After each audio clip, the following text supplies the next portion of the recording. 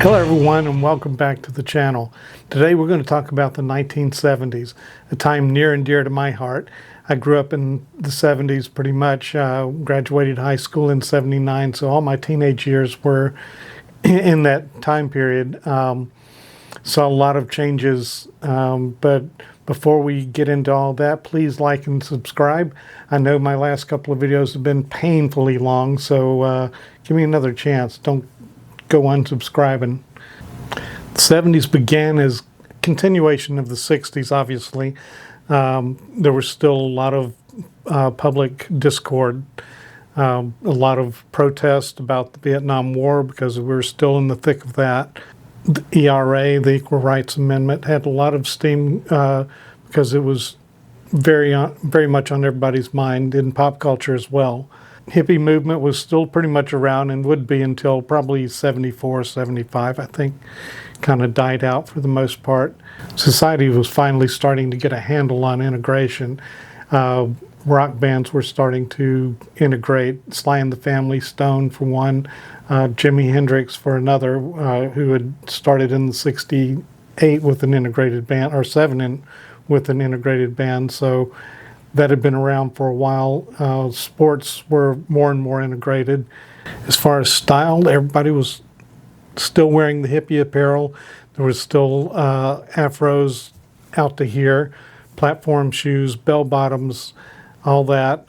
By the end of the 70s, a lot of that had changed. We were in the disco era and people wearing plastic clothes, and still had some afros, but there were less hair like this and more hair that was coiffed like John Travolta kind of thing. By the end of the 70s, because of our involvement in Vietnam, because of the scandals with Watergate and Nixon and all that, there was kind of a unfavorable opinion of things military. Not against the military per se, but it was really hard for them to recruit at that period in time. A lot of people just didn't trust the military, were fed up with it and all. That was reflected in some in the music. There was some resentment from vets coming back from Vietnam. There was or a lot of resentment, I guess. There was a lot of unfair treatment towards them at the time from the hippie movement, and so there were chasms forming, in society that would lead to Reagan basically in 1980. But during the 70s, we had, like I said, we had Nixon and all of his shenanigans. We had Ford after that, which was pretty much a nothing burger. Then we had Jimmy Carter, who was is still controversial. I mean, you know him now as our best former president ever, and the most purest soul that we've ever had in the White House that we know of, or that anybody alive can remember. When he was in office, he was a rock and roll fan. He had more musicians play and visit the White House than probably anybody else, at least with popular musicians in terms of rock and roll and rhythm and blues and that kind of thing. Like I said, music changed by the end of the 70s into disco. I'm not a fan. We'll just leave it there. All of my talks about reaction and about music from the time will be about rock and roll, because that's what I started the channel to do, and I think there's enough interest there that we can skip the disco. I'm not going to ignore the fact that it existed, but that's not what we'll be doing videos on. But in the 70s, some of the reasons the music was so good that the musicians were maturing. A lot of musicians who had started in the 60s were doing much more complex, more matured sounds. The music that was getting started, musicians that were starting and flourishing in the 70s who weren't necessarily around in the 60s, were better musicians out of the box, And through all this, the 70s music kind of hit its peak. The blues were still the driving force in rock and roll, and there were a lot of bands who specialized in electric blues. jazz and jazz fusion was far more popular in the 70s than it was in the 60s and 50s. And that's saying something because it was popular in the 50s and 60s. And because of all this, there were a lot of different categories. And it's kind of sad that a good form of music gets splintered into categories and people kind of stick with their team, and don't want to listen to other types of music. But it happened. It happens. So loosely, here are some of the categories. All right, before we get into that, again, you got to subscribe and like. I do it with your channel, so do it with mine. It won't cost you anything. It didn't cost me anything. So obviously the first categories and most important to our purposes was hard rock and heavy metal. Black Sabbath, Led Zeppelin, Judas Priest, Deep Purple. I mean, there were so many more. Hard rock and heavy metal was the music of the day. Not everybody played heavy metal, but most bands who were playing rock and roll played some hard rock. Then there was punk. Punk was kind of hard rock without any effects, and it was kind of a thumbs up or a middle finger up to the rock and roll community at large. Very garage band sounding, and you had the Sex Pistols, the Ramones, Iggy Pop. Those are the more well-known punk bands, but like I said, it did get started in the 70s or late 60s maybe even, and still underground, but it was very popular underground. Then of course, like I said, you had disco, everything from the Bee Gees to Donna Summer and far too many others, Casey and the Sunshine Band. Yeah, trying not to remember, but yeah, there were plenty of them. Then Southern rock. Me being from the South, I was exposed to a lot of this. Southern rock included Leonard Skinner, who was pretty much the epitome of the Southern rock band. The Allman Brothers, still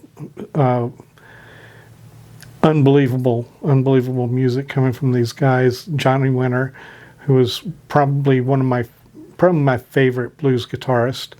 The ZZ Top, one of my favorite bands in concert. I've seen them half a dozen times at least. James Gang, Molly Hatchet, and plenty of others. And you'll get a lot of requests for these because they were so popular in the 70s. Another important genre was progressive rock in the 70s. Bands like Yes, Rush, King Crimson, Kansas, Pink Floyd, Queen, Edgar Winter, and it had started in the late 60s, like I said, with bands like Pink Floyd and some others. But I think you'd describe it more as psychedelic rock then. It was more progressive rock oriented. You'd have to say, especially into the mid to late 70s. And sort of related to that, glam rock, Kiss. You have to kind of. I know there's going to be plenty of people saying no, they were hard rock band. Well, they did play hard rock, but they were a glam rock band. That was their performance style, and that's basically what glam rock was. Most of it was hard rock. Some of it better than others. Some of it really good. I mean, Alice Cooper, Elton John, Sweet, David Bowie, Queen, T-Rex. There was lots of really good glam rock bands. And then we get into funk. James Brown, of course, is going to come to mind with funk. The Ohio Players, Kool and the Gang, Parliament Funkadelic, another really popular one. Earth, Wind and Fire. The music was influencing each other. Some of these funk bands were taking from rock and roll was taking from them. Okay, a lot more live music was recorded. There's a lot more television and color and everything else than the 60s. So the 70s is a good repository for live recordings and television appearances, things of that nature. One thing I've noticed, and I had a really close friend when I was in high school who was a musician, who was very, very good guitarist, and he told me something, and I've heard it from a couple other people. that a lot of times guitarists didn't like to have their solos in particular, but even some of their rhythms recorded, on TV or whatever, because they didn't want to give away their secrets. They didn't want people figuring out their moves and sort. I don't know if that's true, but you will notice a lot of times, a lot of these groups, when the guitarist is playing a significant part, whether it's a lead or the back, the beat or whatever, he's not being seen from the front, where his guitar is. And so I have to assume that at least some of that might have been true. But a lot of live recordings, like I said, there were TV shows that specialized in rock and roll or in soul. For instance, with Soul Train, Midnight Special for rock and roll. There was American Bandstand, Don Kirshner's Rock Concert, and there's various European shows that have recordings that are very often reacted to on YouTube because, well, they're available to us now. But when we were listening to this music in the 70s, we weren't, we would see these shows and we'd get to see our favorite bands maybe play something once in a while, but not bands like Zeppelin or Pink Floyd, or very seldom the Rolling Stones. So unless you went to a concert, when you heard the music, you heard it from the studio version. So that's what we were listening to.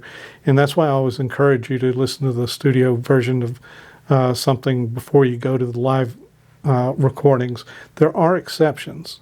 There definitely are exceptions. But, make your own choices what trip you take on some of these things. But some of them, it wouldn't hurt. Pink Floyd's an example of that. And there's a lot of trippy music out there. Some of it was made specifically to enhance certain substance use. And of course, I don't encourage you to use the substance, but I'm just saying that's what the music was made for. And sometimes it sounds like that. And, sometimes I've seen reactors listen to Pink Floyd and say, I felt like I was on a trip. It's like, well, you probably didn't, but you had the after effect that they were after. So next time I'll be discussing the Beatles in our first band-specific video. So join us again and let the good times roll.